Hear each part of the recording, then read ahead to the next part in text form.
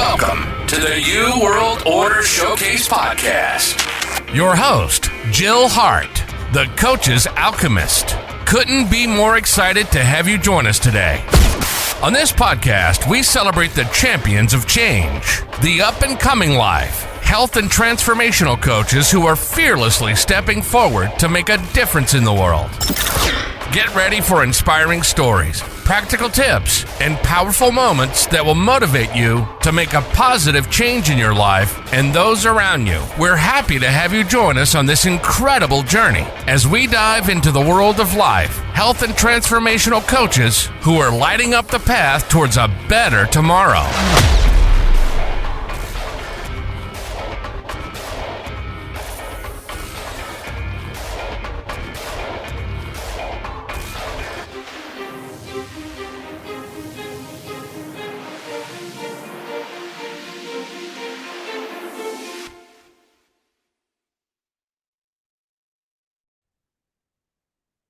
Hi, and welcome to the New World Order Showcase podcast. Today we have with us Jessie Rothwell. She's the founder of Wavemaker Words, LLC, which helps students craft admissions essays out of their individual life experiences and views. Her approach is based on the belief that when it comes to college admission essays, while there may be no new story under the sun, students can differentiate themselves in their writing. With 20 years of experience and more, writing and editing, and a handful of publications, Jessie helps her clients to avoid the common pitfalls of sounding cookie cutter and personal writing by getting them trouble with that word today. Hyper specific and personal in creation of their story. Welcome to the podcast, Jessie. It's delightful to have you with us. Thank you so much.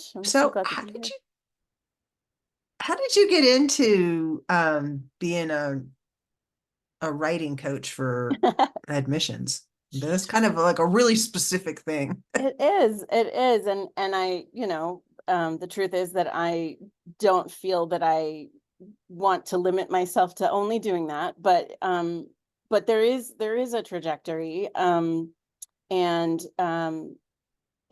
really, in a way, it goes back to me as a kid. I was always a Renaissance-y kind of person. I was always a musician, and a writer and a storyteller, and I think the things that were most important to me were play and having fun and learning and creation and stories. And then sort of, what came a little bit after that, when I was maybe not 10 years old, but a little older, was, wanting to connect and 10 and a half. Yeah, right. 10 and a half, was wanting to connect with people and help them, particularly, give them space to create and express. Right. And I grew up in a very service-oriented family. I grew up in a family of teachers and other, kinds of public service workers. And I went to, I went to school thinking I was going to study English or psychology, and then I wound up studying music, and I fell into, after undergrad, I fell, into winding up, doing a lot of composing of music. And then I went to school in LA. I went to school in Los Angeles. And it was right after grad school that I got a job in the LA Philharmonic as a writer, as a marketing writer for the LA Philharmonic. And that was a great fit in terms of, taking the music knowledge I had and being able to write about it in this very conversational way, some amount of formality, but really trying to write for lay people who were not classical music buffs. And I loved that form of writing. And I then sort of tried to get other writing jobs. And it was kind of a brutal, harsh real world, thing, because I was never finding the things that were creative and fun for me and paid, right? So I could find the things that were creative and fun for me, and I could find some things that paid, but they never seemed to match up. And then so I was in LA for a long time, and then I came back to DC, which is where I'm from.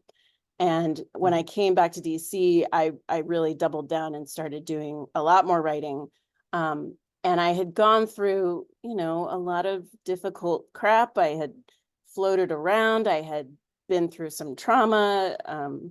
And I started writing essays in a way that I just, I had always written poems and other things, but I had never really written these personal essays.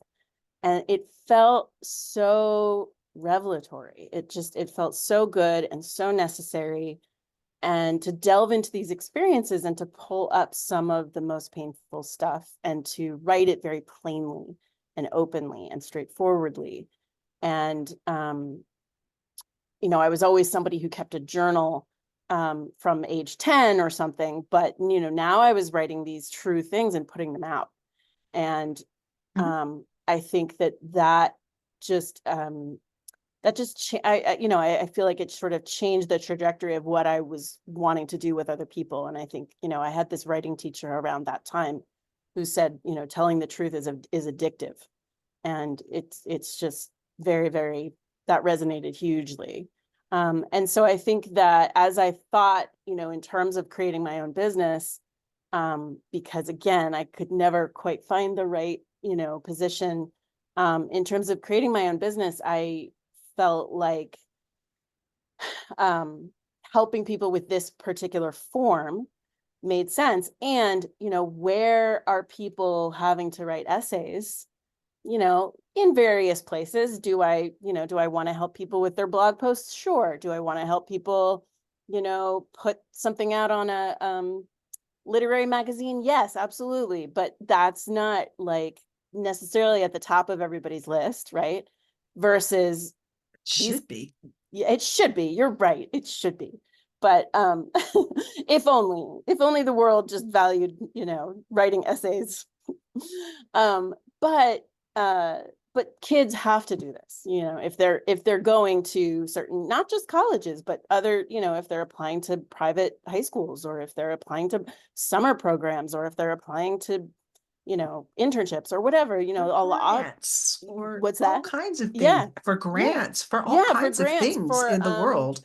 exactly, for grad school, for whatever. And I think that it's such a powerful tool for oneself, for healing and for self-awareness and understanding. And if I can insert that into the process that I feel like, is the bane of a lot of people's existence, then I get to make it, not necessarily the most fun thing they ever did, but like a journey, right? A journey of discovery and of self-discovery. And really, this is something that, when I was when I was in high school, I think that there were a lot of kids who maybe, like today, hated doing the college essay stuff. And I loved it. And I couldn't wait to think about all of the things that I might want to write about. But I was a kid who struggled with, being shy and inward, and quick to feel embarrassment of feelings, a lot of anxiety, and a lot of, sort of rejection sensitivity and stuff like that. And overwhelmed with change. And really what I realized, way later after high school, is that I very much have ADHD. And that if I had had somebody like me now when I was in high school, I just think that even though I loved writing the essay, I just think that the whole process would have been better. So I think it's an amazing offer that you're making to people, and kids especially. I don't think they're prepared in high school to to writing an essay is more than just saying, this is what happened to me. It's about pulling people into a story. And everybody needs to have personal stories that they tell. Exactly. And in business and in life. And, over the years, when you get older, you have lots of stories. And you like Mhm. to tell them to your kids and your grandkids when you've got them like Mm. trapped at the table on the holidays. Yeah. But when you're Yeah. young, you don't really understand that you're at the beginning, and you need to learn how to tell a story and how to draw the reader into the situation and involve all their senses so that they can really relate to what you're talking about. And Mhm. that's the way you're going to get them to notice you over the next person that comes along. And if you've Yeah. got somebody sitting there saying, maybe you need to add some metaphors here, and maybe you need to refer to some of this other stuff over here, Mhm. let's package it up. And Mhm. there's outlines for how to structure these things. And Mhm. yeah, you can Google it, but it's very different to Google something versus having somebody who knows the ropes and knows the ins and outs and knows how to make it sound like a piece of music, which is, it really does become like music if you can I love that you said that. tell a story I well. love it. Yeah, yeah. I love that you said all of that. I love, especially obviously the music piece, because that's, I am both a musician and a writer. And when when I'm writing something for me that I want to publish, like on, if I'm, if I ever can get published at, the New York Times or the Atlantic or something like that, right? Like, um, as I'm editing, I am reading it out loud, and I am thinking about the rhythm of the language and the music of the language. So it's, the content of the story is important, and the writing makes it the music, right? I also love what It you said does. about, It's like the different threads. yeah, yeah. I also love what you said about how, about kids not, um, being taught this, and it's something that I think I didn't realize until I really started editing kids essays, which is that I think a lot of them sort of think that this is like an English assignment kind of essay, or like a, you know I don't know all of the, it's been a long time since I've been in high school, whatever, but so I don't know all of the kinds of assignments that they have to do in English, but I feel like, this is not, you know, uh, a term paper. This is not, a book report. This is not, all these things. And it's also not a place for them to sort of just list their accomplishments. Like it's it Pick one. really is a personal essay, and the whole thing is that admissions officers want to know who you are, and that's it. And it doesn't have to be, I mean, you said something else about something that I'm forgetting what you said exactly, but it reminded me that, yeah, it doesn't have to be something major. It doesn't have to be something, huge about your life. And I think that's something that, um, kids get stuck on. Oh my gosh, I'm only 17, what am I supposed to write about? Like nothing has happened, right? Yet. Um, and then you kind of realize that the essay can be about anything, as long as you're inserting your what you care about and your values and your essence in as much as you can on the You could page. It write can about be, your future self. you can write about your You future can self. make up a story about who you want to become. You And can, as you long as can. you make it compelling, Yeah. and like you start with, there I am sitting in this boardroom, and there's, the big Mhm. table, and all these people are around. They're all looking at me, waiting for my next comment about whatever the thing is that they want to go to college for. And Right. then you backtrack to, but no, I'm sitting here writing this Right, essay right, about, right, right. Yeah. and at my desk, and on Yeah. my laptop that I really need to replace before I start college because it's kind of rickety and the letters are all worn off Yeah. from Yeah. rewriting this essay over and over again. Yeah. It doesn't have to be super serious. All it has to do Yeah. is tell the admissions people that, hey, I'm human, which is Yeah. another one of your phrases. Yeah. Hey, I'm a human being. I didn't get this off of Chat GPT. Well, And exactly. No. I'm trying to let you know how quirky I am, or how serious I am, or how Mhm. dedicated I am, or Or how who hilarious are I you? am. Right. And Yeah. yeah, yeah. What's my sense of humor? What's my Yeah. deepest fear? What's, Yeah. just draw that person in and say, hey, look Yeah. under the hood. This is who I am. And it just has to be a quick snapshot. It Yeah. doesn't It's a have to be snapshot. That's a super, good way to put it. It's a super elaborate. snapshot. And you don't have to impress them. Right. Right. Exactly. I mean, I've seen essays where kids wrote about, doing a jigsaw puzzle. I've seen essays where kids wrote about like fixing a car. Like they can be about really small snapshot moments. And I actually think that a lot of those really small snapshot moments can show something bigger and more universal than if you're trying to tackle, this is my whole life, right? Like if you're trying to tackle this is my whole life, I mean, God, that's impossible, right? But even at age 17, but if you're sort of biting off this Yeah. little piece, it can reveal so much. Yeah, Way more than if you're trying to tell them the whole story. exactly, And a lot of it's just drawing them in. exactly. Yeah, because the admissions officers, read like thousands and thousands, like 100,000 words in a year or something crazy like that. And imagine, they just want to see something that they don't see time after time after time. So it's Mhm. And not to everybody say that's that, applying for college has, their list of things that they have accomplished, because you right, have to accomplish a certain number of things just to get there. right, And everybody's done it. So you don't need to tell them that again. They just assumed that part. They want to know something. What makes you unique? What makes you tick? right.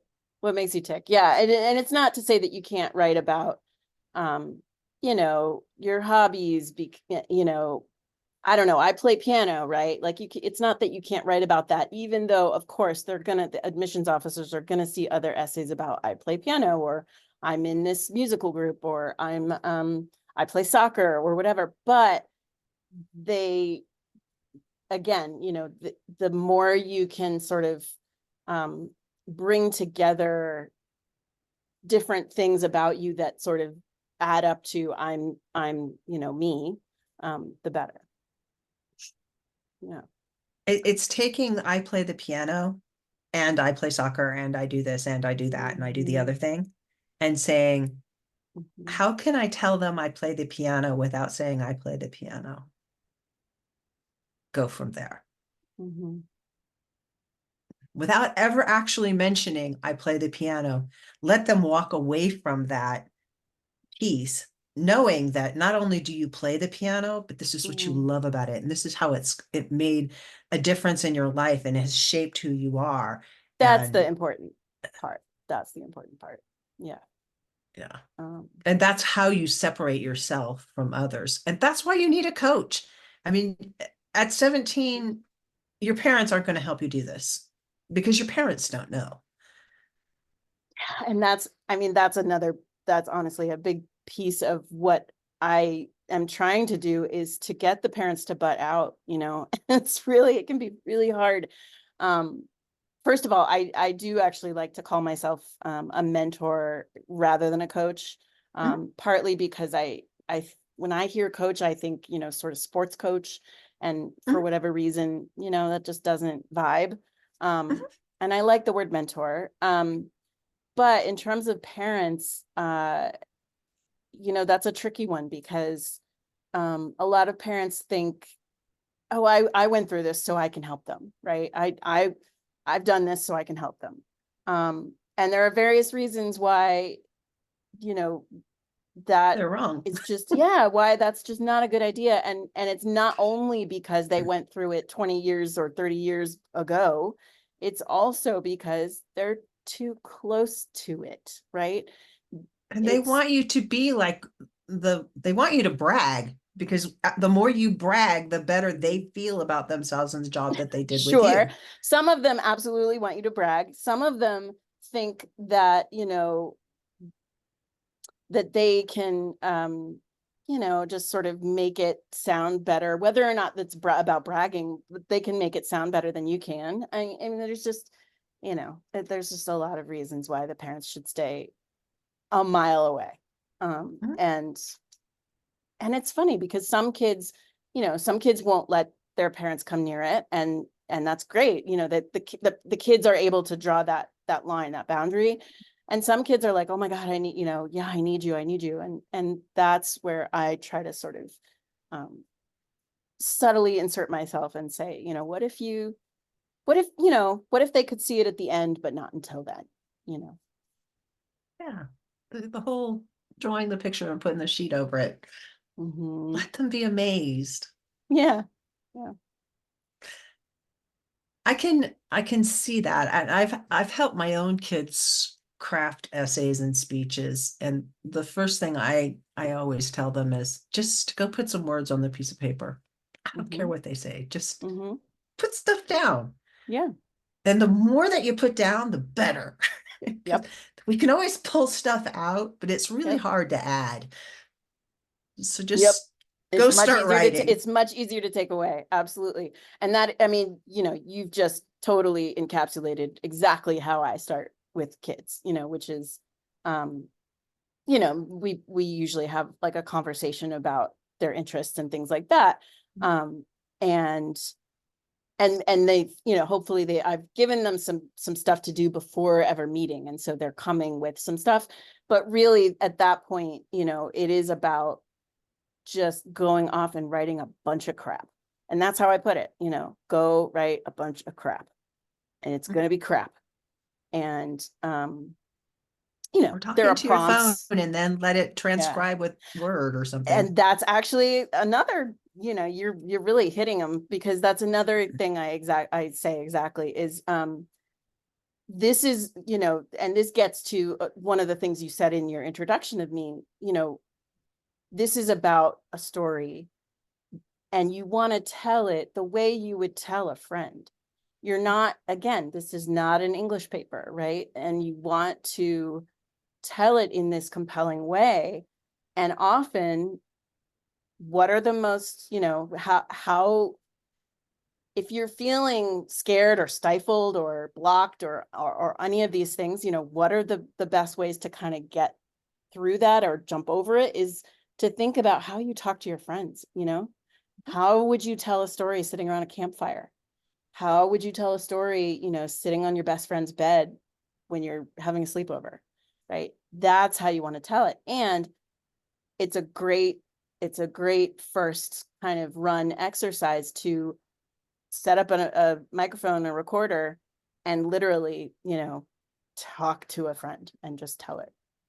One of the things I do outside of work stuff is I actually do get up on stages and tell stories, like the Moth, and these there's lots of storytelling series and shows, and that's, one of the things about doing that is that it's really better if you never write those stories down, because that, if the more you write down, the more you feel like you have to memorize, right? And I mean, this is obviously a different thing than writing an essay, but there are ways there. It starts there, exactly. And so there are ways in which you just sort of tell it and record it, and then you tell it again and you record it, and then you tell it again and you record it, and each time it sort of polishes. Yeah, I love that. So how do people find you, and how do you find your clients? Yeah, that's a good question. So I am on social media. I don't, I sort of don't have as much of a social media presence as I'd like to, and I'm trying to get there. I do have 2 different websites, and the website that, is the relevant one in this case is wavemakerwords.com. So that's pretty easy, wavemakerwords.com. And really it's a lot of word of mouth, this world. I talk to a lot of parents. I grew up in DC, and I'm here now. Obviously that doesn't mean I can't help anybody around the world. I can, but in terms of sort of reach out, because I went to high school here, I have some connections to teachers and parents here.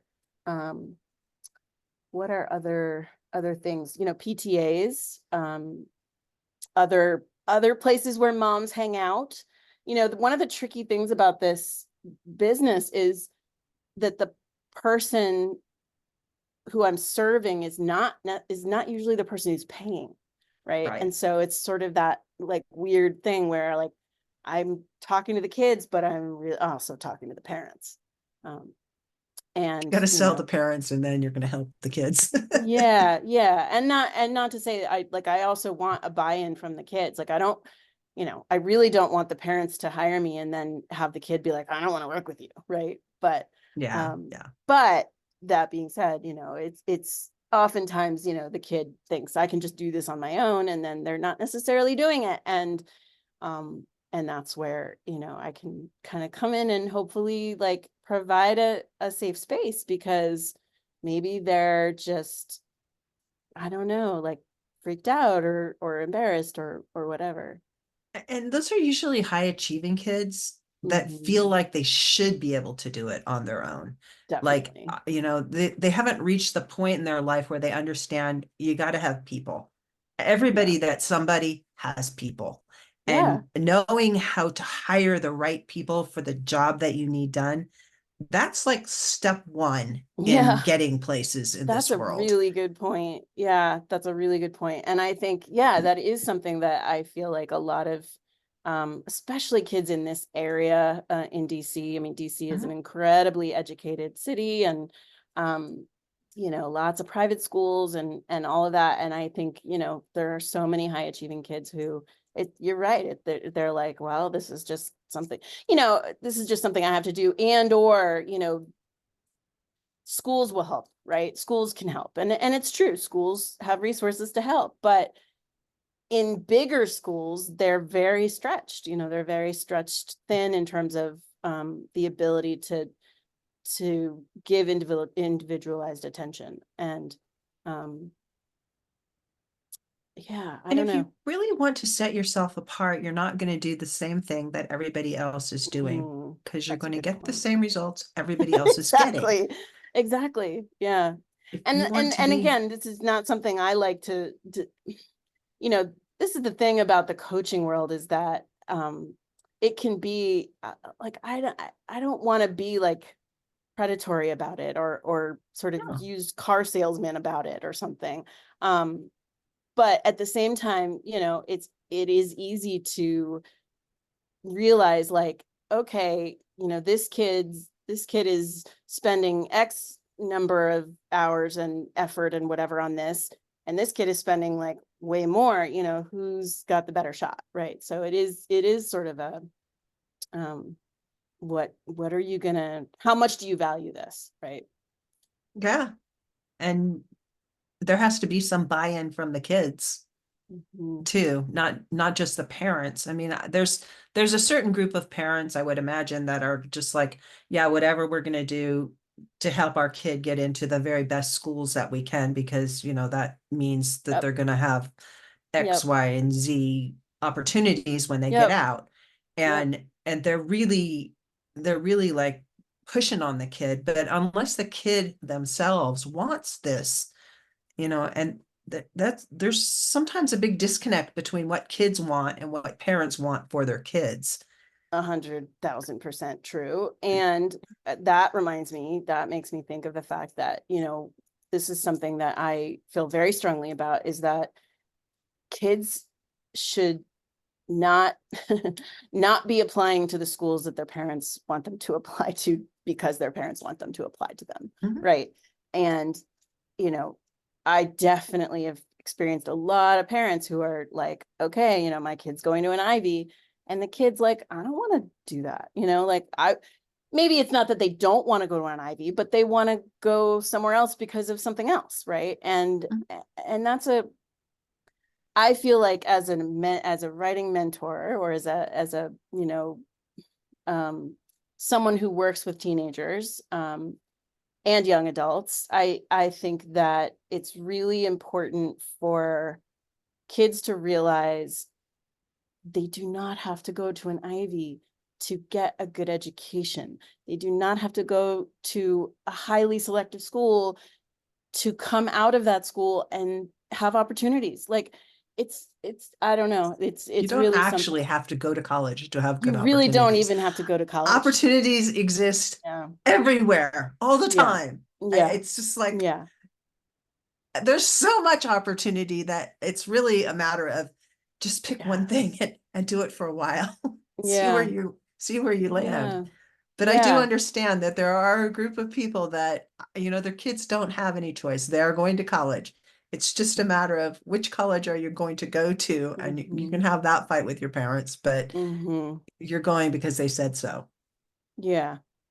Yeah. And, at least in some cases, like I know more parents nowadays than I did back when I was going to college. I know more parents nowadays who are at least saying, oh yeah, take a gap year, right? Or do something else for a little bit. And then you have to go, right? But it's true. You don't, this is one of the things about me as a writing mentor or a writing teacher or a tutor or whatever, that, I want to make it clear, like, I want to help you with writing, and I want to help you with expressing yourself, and I want to help you, polish things and get them perfect on the page.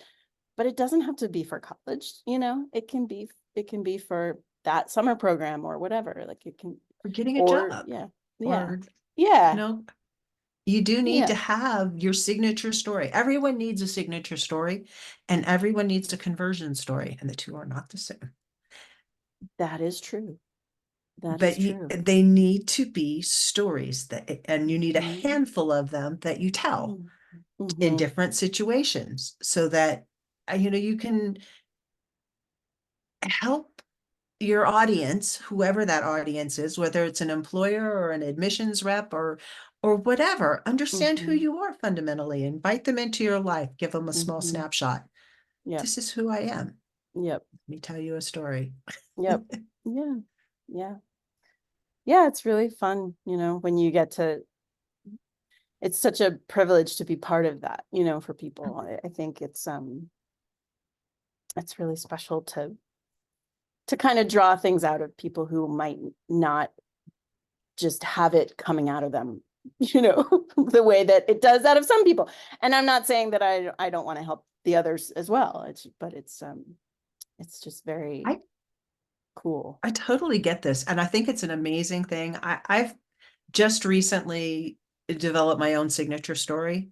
Oh, really? I've been working on it for like a year and a half. Wow, that's a while. I knew a year and a half ago I needed this, and I'd been drafts and thinking about it and doing this and doing that. But it wasn't until I hired a coach who said, this is how you put it together. And I have a couple of coaches that I talk to, and they're like, think about this structure and think about these things and start here. And this is how it needs to flow. And, and when you get all the pieces, then the writing of it and the telling of it becomes super simple, and you don't have to memorize it, but you do have certain points that you have beats, right? You have beats. You have the beat, and you weave the melody into the beat. Exactly. It's a good way to put it. That's so cool. I've worked on signature story stuff as well. It's there's different kinds of signature stories, and it's kind of oh, sorry, that's my phone. I'm going to shut that off. And it's I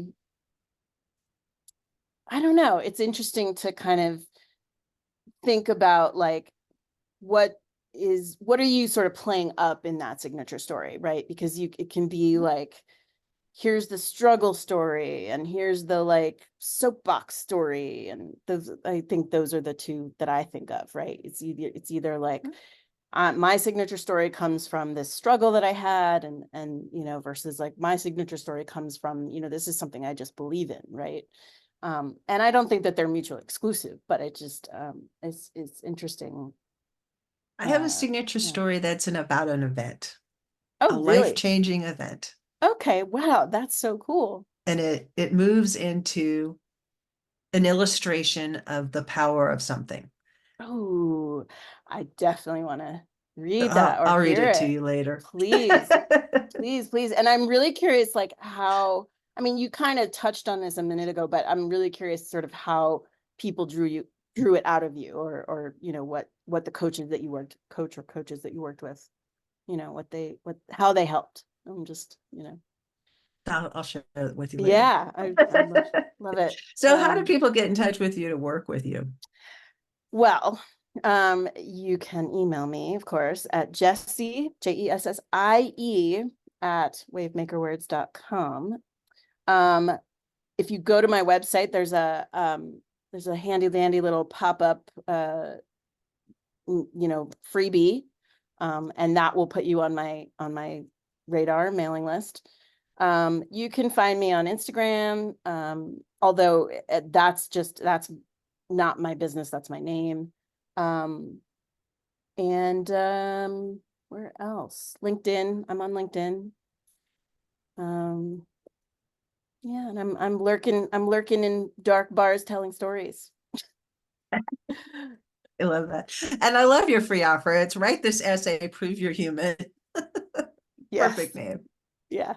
Yeah, because again, you know, the AI world is really really scary for writers in some ways, and really something that admissions officers are taking very seriously. You know, this is a funny little anecdote. I heard about this from somebody I know, said that a teacher somehow hid some text on a printout of an assignment, right? And the text was like hidden in the same color. I guess the text was in white. And so you couldn't see it.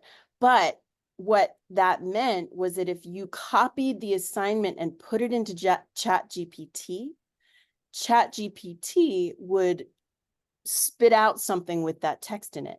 And then the teacher would know that that student used ChatGPT. And it was this kind of gotcha. And it was pretty, I was like, that's pretty brilliant, because how do you know whether students are using this? And it's not to say that it doesn't have a purpose ever, ChatGPT, obviously, but it's so obvious to me when I'm looking at kids' essays and editing them. It just, there's this robotic quality that I'm like, I bet that kid used ChatGPT. Yeah. And on the other side of that, because AI is here and it's not going away, you need to embrace it as an instructor and show people how to use it as a tool and not as a crutch. That's right. That's right. Yeah. And I'm still figuring out, all the ways to use it as a tool, or to tell people, how to do that. But I think, I don't know. There are so many ways to do it without it. That's the point. And that's what I'm here to. Yeah. And you shouldn't just there's the internet exists. It didn't exist when I was going to college. Didn't exist when I was in high school. It just doesn't, the world has changed so much. And because of it, it's making things like college a little bit more obsolete than it might have been back in the day. Yeah. And that is something I wrestle with. I mean, we had this conversation a little bit ago, about, you don't even need to go to college. There's all these opportunities outside of college. I think, it's hard for me as somebody in my 40s now to really comment on, what kids are getting, but I do hope that, what they're getting is a place to learn how to think critically, a community,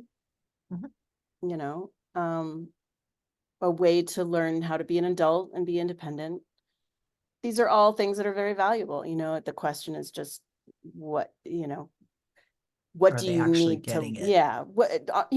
and can you get those elsewhere, right? And at what cost? Yeah. Because college is not cheap, and Right.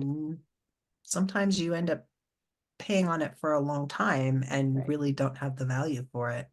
Right.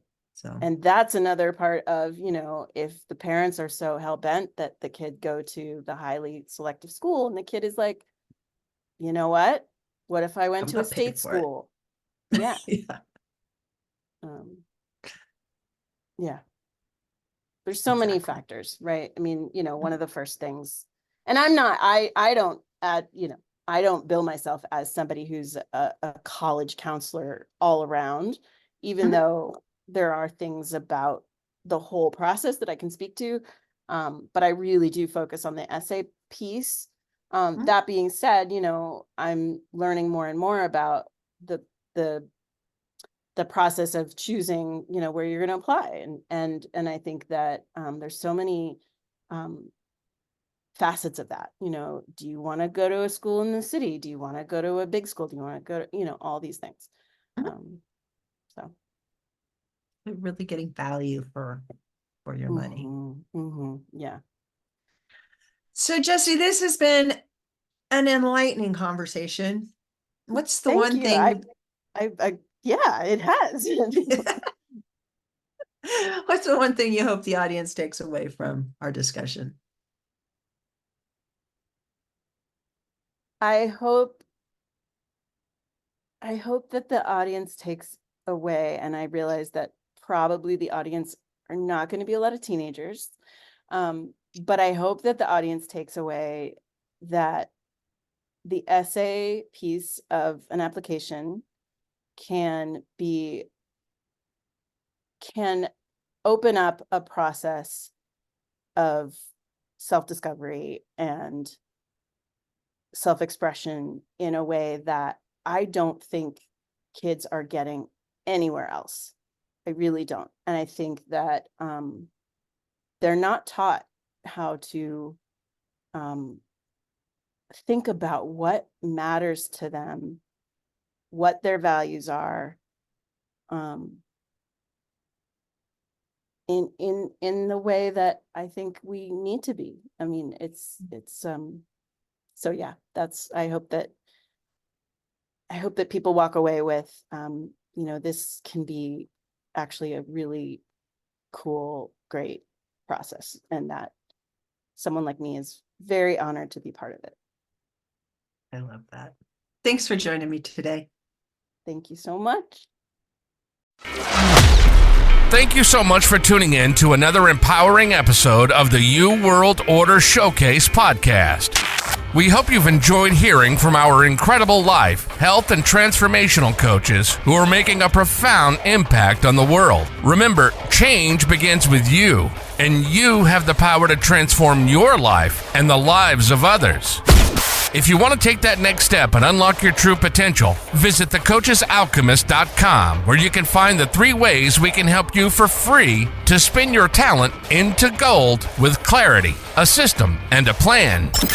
Don't forget to hit the subscribe button so you never miss an inspiring episode. And if you enjoyed today's show, we'd greatly appreciate it if you could leave us a review on your favorite podcast platform. Your feedback means the world to us and helps us reach more people with our positive message. Stay connected with us on social media for updates, behind-the-scenes content, and upcoming guest announcements. You can find us on Facebook at the U World Order, or simply visit thecoachesalchemist.com.